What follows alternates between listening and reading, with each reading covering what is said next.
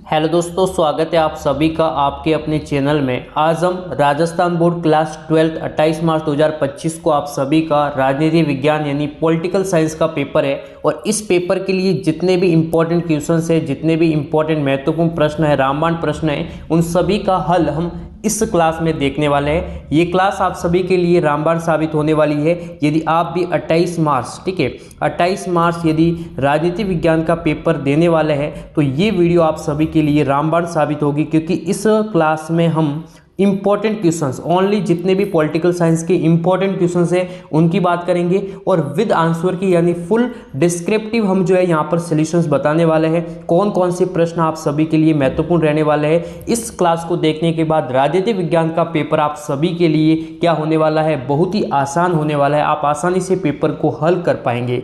तो 28 मार्च 2025 paper 12th class का राजनीतिक विज्ञान का पेपर, काफ़ी महत्वपूर्ण प्रश्न हम आप सभी को बताने वाले हैं। तो अभी तक आपने इस क्लास को लाइक नहीं किया है तो एक बार क्लास को लाइक करें, चैनल को सब्सक्राइब करके बेल आइकन को प्रेस करें और ज़्यादा से ज़्यादा इस क्लास को शेयर करना है अपने सभी दोस्तों के साथ। तो सबसे पहले हम देखेंगे पहला प्रश्न, ठीक है। काफ़ी महत्वपूर्ण मॉडल पेपर है और इस मॉडल पेपर के सिर्फ और सिर्फ इंपॉर्टेंट क्वेश्चंस ही देखेंगे। जो इंपॉर्टेंट क्वेश्चंस 28 मार्च 2025 के पेपर के लिए यहाँ पर आने वाले हुबहू आपको मिलने वाले हैं, उन्हीं प्रश्नों पर हम डिस्कस और उनका विद आपको फुल सॉल्यूशंस आपको देने वाले हैं, ठीक है। तो यहाँ पर आप देख सकते हैं बर्लिन की दीवार का निर्माण कब किया गया था। तो यहाँ पर आपको यहाँ पर सबसे पहले तो आपको ऑब्जेक्टिव जो यहाँ पर टाइप के प्रश्न पूछे जाएंगे, लगभग 18 प्रश्न, ठीक है। 18 प्रश्न आपको वैकल्पिक प्रश्न मिलने वाले हैं। तो आपके पास होने के लिए काफ़ी अच्छा मौका है और आप आसानी से अच्छे मार्क्स, ठीक है, इस क्लास को देखने के बाद, क्योंकि ये रामबाण क्लास होने वाली है और इस क्लास को देखने के बाद पॉलिटिकल साइंस में आपके बहुत ही अच्छे मार्क्स मिलने वाले, आपके बनने वाले, यदि आप इस क्लास को ध्यान से देखते हैं तो। बर्लिन की दीवार का जो निर्माण है वो किया गया था 1961 में किया गया था। कब किया गया था? 1961 में किया गया था। तो ये इसका सही आंसर हो जाएगा। उसके बाद हम देखेंगे यूरोपीय संघ के झंडे में सितारों की जो संख्या है वो कितनी है, काफ़ी महत्वपूर्ण है, ठीक है, कि यूरोपीय जो संघ है, ठीक है, उसमें सितारों की जो संख्या है वो कितनी है, तो 12 है। स ऑप्शन बिल्कुल ही सही हो जाएगा, 12 है। कितनी है? 12। नेक्स्ट यहाँ पर आप देख सकते हैं सिंध की मुक्ति के समय सीनी कम्युनिस्ट पार्टी का अध्यक्ष था, ठीक है। इसमें भी आपको ऑप्शंस दिए जाएंगे और इसका आंसर क्या हो जाएगा, यहाँ पर आप देख सकते हैं, ठीक है। नीचे यहाँ पर आप देख सकते हैं माओ, ठीक है, ये इसका सही आंसर हो जाएगा। आपको यहाँ पर आंसर शीट में आप आंसर कैसे यहाँ पर जो है पॉलिटिकल साइंस में कैसे आंसर को लिखेंगे, तो ये आपके सामने आंसर शीट होगी। मैं आपको एक क्लियरली जो है यहाँ पर आंसर किट बना के आपको बता रहा हूँ, ठीक है। इस प्रकार से आपको यहाँ पर एक तो ये होगा जिसमें आपको कुछ भी फिल नहीं करना है और एक और लाइन होगी जिसमें आपको अपने प्रश्न संख्या का सीक्वेंस बनना है। यहाँ पर तो आएगा आपकी जो प्रश्न संख्या होगी उसका सीक्वेंस आएगा, ठीक है। जो भी आपकी प्रश्न संख्या जो आप हल करोगे उसका सीक्वेंस आएगा। जैसे मान लीजिए 1 है, फिर इसमें जो भी जैसे पहले का जैसे तीसरा कर रहे हो तो इसमें यहाँ पर आप नंबर लगाओगे तीसरा का उत्तर, और जो भी आपका आंसर है, जैसे इसमें क्या था 12 आंसर था तो आप ऑप्शन भरोगे स ऑप्शन या फिर 12, ऐसे इस प्रकार से आपको आंसर लिखना है। यदि आंसर लिखने का आपको सही तरीका जो मैंने बताया है उसी तरीके को एग्जाम के पेपर में फॉलो करना है। नेक्स्ट यहाँ पर आप देख सकते हैं निम्नलिखित में से कौन सा देश आसियान का सदस्य नहीं है। हम आगे इस क्लास में डिस्कस करेंगे आसियान के बारे में, सार्क के बारे में, साप्टा के बारे में, अन्य बहुत सारे जो क्षेत्रीय संगठन है उनके बारे में डिस्कस डिटेल से हम जानकारी प्राप्त जरूर करेंगे, ठीक है। तो यहाँ पर इसका जो आंसर है कि आसियान का सदस्य नहीं है, तो देखिए इंडोनेशिया है, कंबोडिया है और वियतनाम है। तो कौन सा नहीं है? उत्तरी जो कोरिया है वो नहीं है, उत्तरी कोरिया है वो नहीं है, यानी ये क्या हो जाएगा? गलत हो जाएगा। 1971 में भारत और पाक युद्ध के समय पाकिस्तान के शासन की बागडोर है वो किसके हाथों में थी? बहुत ही इंपॉर्टेंट है। देखो भारत और पाक है जो युद्ध है उससे संबंधित आपको पता होगा ताशकंद समझौता, बहुत ही महत्वपूर्ण समझौता है। इसके बारे में भी हम आगे क्लास में डिस्कस भी करेंगे, ठीक है। ताशकंद समझौता काफ़ी महत्वपूर्ण रहने वाला है। इसकी टिप्पणी आपको जो है कंफर्म करनी है, इससे एक प्रश्न जरूर आएगा। भारत पाक के जितने भी युद्ध हुए, चाहे वो 1965 वाला युद्ध हो, कोई भी युद्ध हो, उससे संबंधित आपको एक प्रश्न या फिर ताशकंद समझौते से संबंधित एक प्रश्न जरूर आएगा।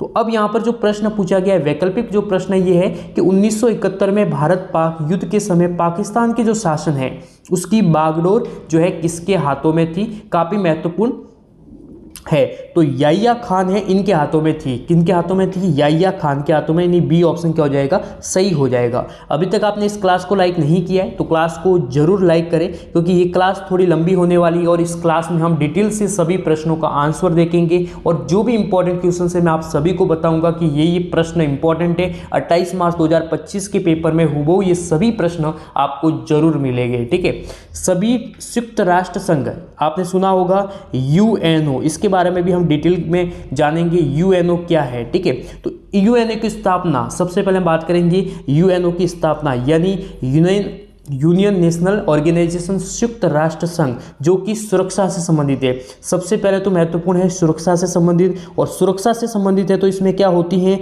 सुरक्षा परिषद होती है। क्या होती है, सुरक्षा परिषद होती है, इतना आपको ध्यान होना चाहिए। संयुक्त राष्ट्र संघ यानी इसकी स्थापना 24 अक्टूबर, ठीक है, इसका स्थापना दिवस कब है, 24 अक्टूबर है, ये भी आपको ध्यान होना चाहिए। वर्तमान में जो इसके महासचिव है वो कौन है, एंटोनियो गुटेरस है इसके वर्तमान में महासचिव। ठीक है, महासचिव जो है वो वर्तमान में कौन है, एंटोनियो गुटेरस। ठीक है, सुरक्षा की प्रारंभिक धारणा को क्या कहा जाता है, काफी महत्वपूर्ण है। जो सूचना यानी सुरक्षा है उसकी प्रारंभिक जो धारणा है उसको क्या कहा जाता है, काफी महत्वपूर्ण है, तो उसको कहा जाता है आंतरिक सुरक्षा। कैसी सुरक्षा, आंतरिक सुरक्षा। आंतरिक सुरक्षा को एक प्रारंभिक सुरक्षा भी कहा जाता है। क्या कहा जाता है, प्रारंभिक सुरक्षा। यानी प्रश्न ये भी आ सकता है कि आंतरिक सुरक्षा को अन्य किस नाम से जाना जाता है, तो प्रारंभिक सुरक्षा, और या फिर प्रारंभिक सुरक्षा को धारणा को कहा जाता है आंतरिक सुरक्षा। तो ये काफी महत्वपूर्ण है, आप सभी के लिए इंपॉर्टेंट क्वेश्चन रहेगा। क्योटो प्रोटोकॉल सम्मेलन जिस देश में हुआ वो कौन सा देश है, कौन सा प्रोटोकॉल सम्मेलन, क्योटो प्रोटोकॉल सम्मेलन, काफी महत्वपूर्ण सम्मेलन है। तो इसका सही आंसर हो जाएगा जापान में हुआ था। कहां पर हुआ था, जापान में हुआ था। This is correct answer. Next यहां पर आप देख सकते हैं निम्न में से कौन सा वैश्वीकरण का कारक नहीं है। तो सबसे पहले बात करेंगे वैश्वीकरण। वैश्वीकरण यानी ग्लोबलाइजेशन कह सकते हैं। ठीक है, यानी विश्व में जो यहाँ पर व्याप्त जो बढ़ रहा है विश्व, उसको वैश्वीकरण से जहाँ पर आप जोड़ सकते हैं। देखियो प्रौद्योगिकी, टेक्नोलॉजी आज कितनी बढ़ रही है, तो ये भी क्या है, वैश्वीकरण का कारक है। विश्वव्यापी पारस्परिक जो जुड़ाव है, संसार के साधनों में तरक्की हुई और प्रौद्योगिकी बढ़ी, तो ये जो है वैश्वीकरण का कारक है। लेकिन किसी देश की प्रारंभिक जो वेशभूषा है उसका वैश्वीकरण से किसी भी प्रकार का कोई संबंध नहीं है, यानी ये ऑप्शन क्या हो जाएगा, गलत हो जाएगा। यानी इसका सही आंसर ए ऑप्शन।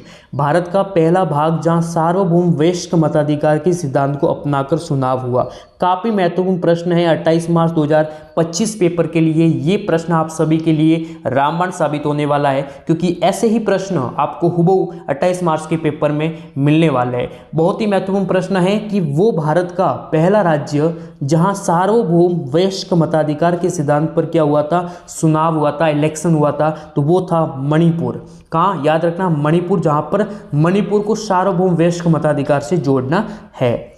नेक्स्ट यहाँ पर आप देख सकते हैं जो हमारा संविधान यानी भारत का संविधान, यानी हमारा संविधान जो अंगीकृत जो हुआ था वो कब किया गया था, काफ़ी महत्वपूर्ण है। ठीक है, काफ़ी महत्वपूर्ण है, कब अंगीकृत किया गया था, बहुत ही महत्वपूर्ण इंपॉर्टेंट है। संविधान से जुड़े भी 2-3 प्रश्न जरूर पूछे जाएंगे। ठीक है, 2-3 प्रश्न जो है वो जरूर आपसे पूछे जाएंगे। तो इसका तो आंसर आपको कमेंट करके आप बता सकते हैं कि कब अंगीकृत किया गया था। तो यहाँ पर आप देख सकते हैं 26 नवंबर 1949 को कब अंगीकृत किया गया था, 26 नवंबर 1949 को यहाँ पर अंगीकृत किया गया था। योजना आयोग की स्थापना की गई, तो योजना आयोग की जो स्थापना है वो कब की गई थी, तो यहाँ पर योजना आयोग की स्थापना की गई थी 1950 में, और वर्तमान में इसका नाम है नीति आयोग। ठीक है, नीति आयोग इसका वर्तमान में नाम है, काफ़ी महत्वपूर्ण है। और नीति NITI इसका फुल फॉर्म आपको नीचे कमेंट बॉक्स में अभी कमेंट करके या फिर इस क्लास को पूरी देखने के बाद आपको कमेंट करके ज़रूर बताना है कि नीति का जो फुल फॉर्म है वो क्या है।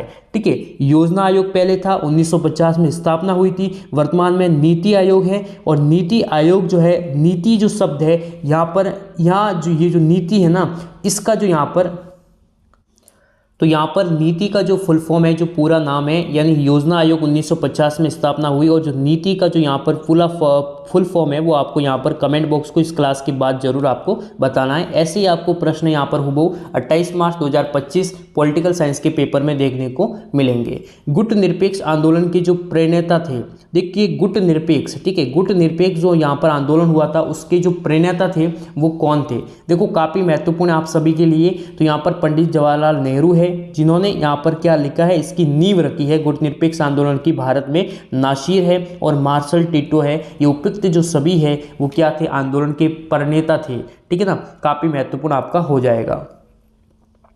नेक्स्ट यहाँ पर आप देख सकते हैं, यहाँ पर इसका यहाँ पर जो है गुट निरपेक्ष राष्ट्रों का पहला जो सम्मेलन है, ठीक है ना, पहला जो सम्मेलन है वो कब हुआ और कहाँ पर हुआ था, ये भी काफ़ी महत्वपूर्ण है आप सभी के लिए।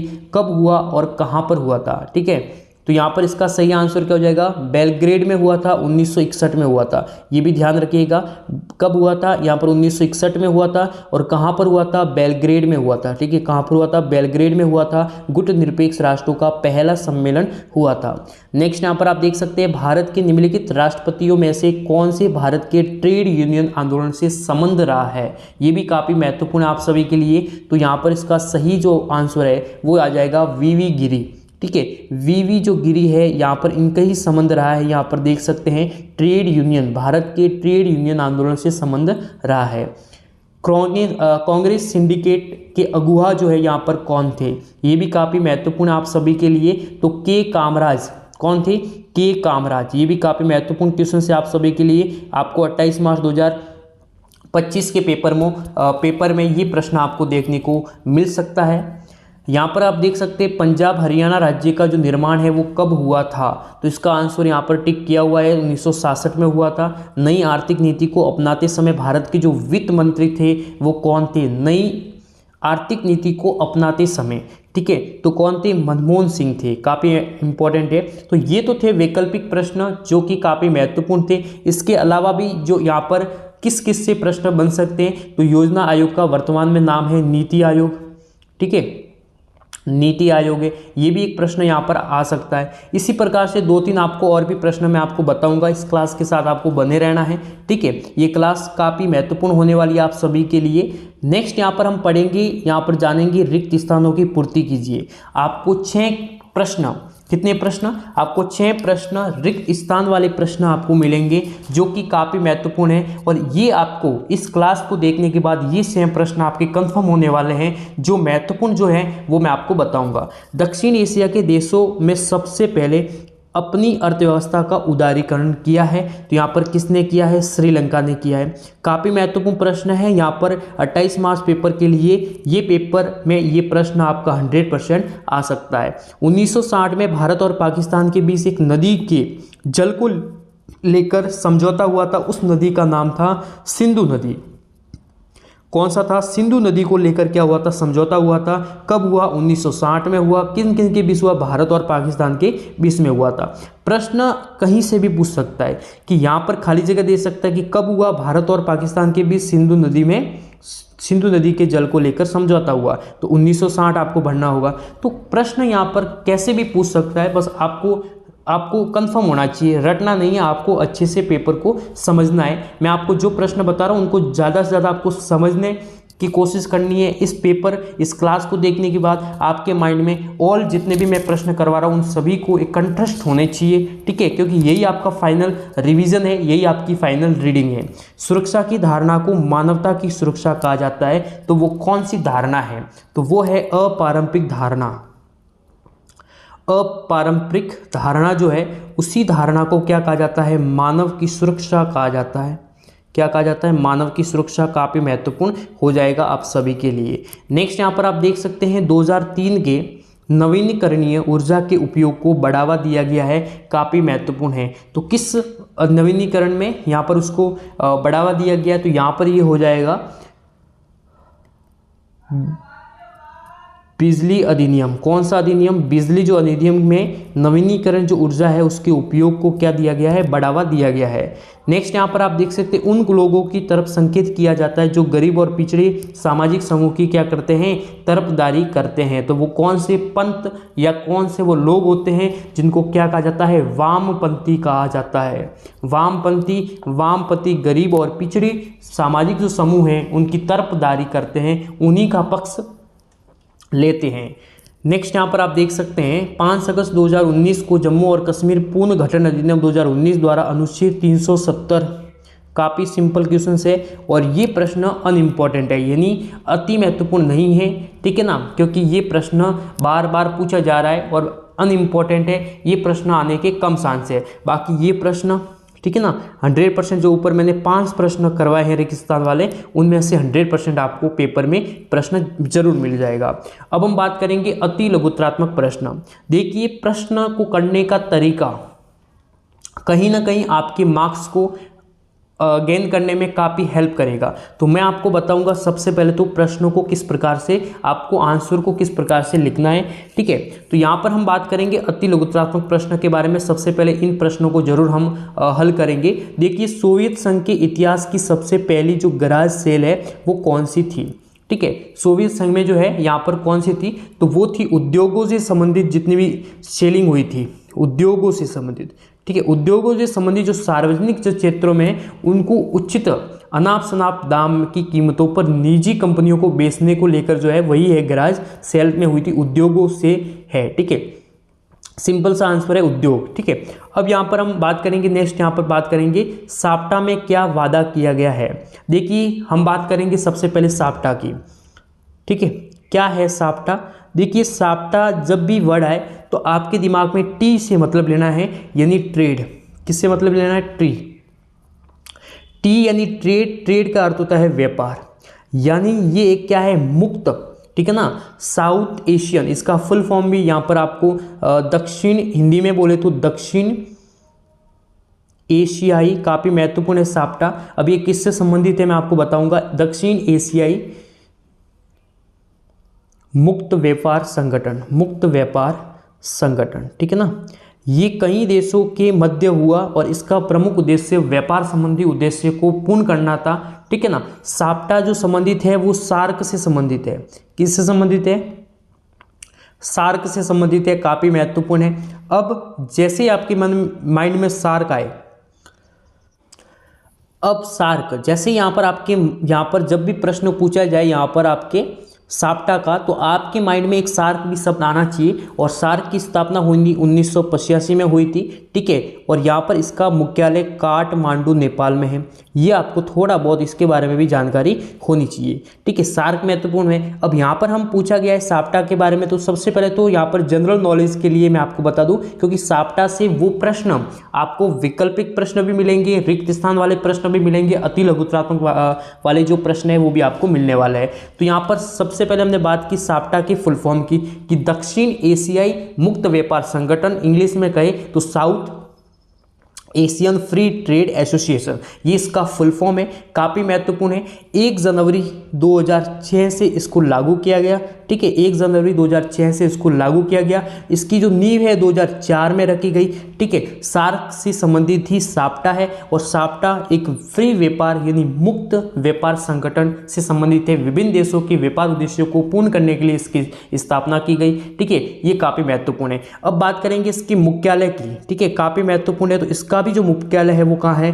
काठमांडू नेपाल में है। ये भी आपको याद रखना है, पूछ सकते हैं, ठीक है। यहाँ पर इसका कहाँ पर है, ठीक है। तो ये साप्टा जो है काफ़ी महत्वपूर्ण है। अब यहाँ पर पूछा गया है कि क्या वादा किया गया, किसने वादा किया, कि साप्टा में क्या वादा किया गया है, काफ़ी महत्वपूर्ण है। तो साप्टा में वादा किया गया है व्यापार संबंधी वादा, यानी फ्री व्यापार संगठन से संबंधित जो है यहाँ पर वादा किया गया है। व्यापकतम अर्थ में मानवता की रक्षा से क्या अच्छी है, तो बिल्कुल ही सिंपल है, अभाव से मुक्ति।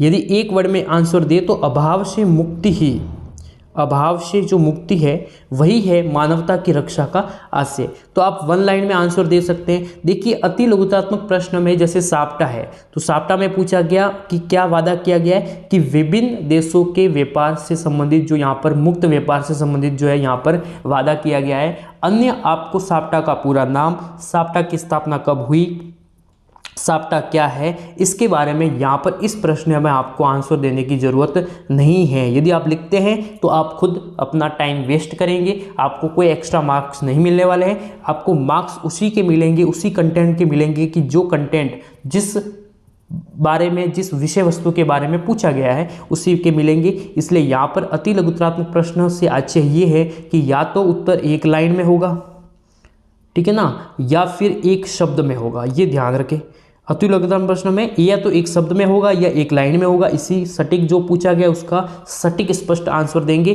तभी आपके मार्क्स आएंगे। फालतू आपको महाभारत इसमें रामायण लिखने की आवश्यकता नहीं है, ये आपको जरूर ध्यान रखना है। 28 मार्च 2025 पेपर के लिए जितने भी इंपॉर्टेंट क्वेश्चंस पॉलिटिकल साइंस के पेपर में बनने वाले हैं उन सभी का डिस्कशन इसी पेपर में करने वाले हैं। ये पेपर, ये क्लास आप सभी के लिए रामबाण साबित होने वाली है। फिर हम बात करेंगे वैश्वीकरण की नीति में सबसे जो महत्वपूर्ण जो संसाधन है वो क्या है। तो सबसे महत्वपूर्ण संसाधन, ऊपर भी हमने बात की थी कि यहाँ पर वैश्वीकरण के आज बहुत सारे क्या है कारक है। आधुनिकीकरण भी क्या है, एक वैश्वीकरण का ही कारक है, ठीक है ना। मशीनीकरण जो है वो भी क्या है, वैश्वीकरण ही कारक है। लेकिन सबसे जो महत्वपूर्ण जो संसाधन है वो आपको पता होगा क्या है, प्रौद्योगिकी। यानी टेक्नोलॉजी ने इतनी ग्रोथ की है कि वैश्वीकरण बहुत ज़्यादा क्या है, बढ़ गया है। और इसी का सबसे महत्वपूर्ण संसाधन जो है वो है प्रौद्योगिकी। ये इंपॉर्टेंट क्वेश्चन है, आपको 100% वैकल्पिक रिक्त स्थान या अति लघुतात्मक में एक प्रश्न जरूर आएगा।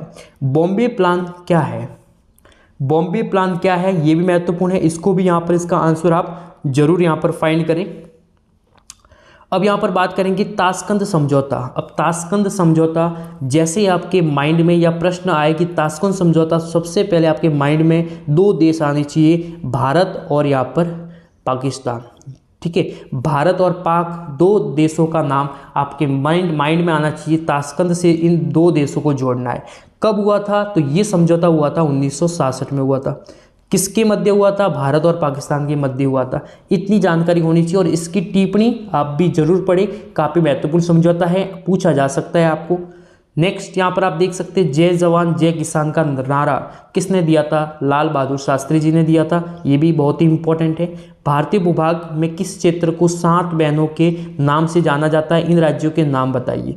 ये भी काफ़ी महत्वपूर्ण है। अब इसको हम एक ट्रिक के माध्यम से आपको याद भी करवाएंगे। इस क्लास को एंड करने से पहले आपको ये 7 बहनें आपको याद होनी चाहिए और याद मैं करवाऊंगा, ठीक है, अभी करवाऊंगा। तो इसकी एक मैं आपको ट्रिक लगा के इसकी हम ट्रिक के माध्यम से करेंगे। तो यहाँ पर इसका आंसर देने के लिए आपको याद रखना है, यदि जैसे 7 बहनें आए, भारतीय जो पूर्वोत्तर है उनकी 7 बहनें हैं, एटीएम, आना, मम्मी, ठीक है। ये जो यहाँ पर इसकी क्या है, ट्रिक है। इन 7 राज्यों को याद करने की, 7 बहनों को याद करने की क्या है, ट्रिक।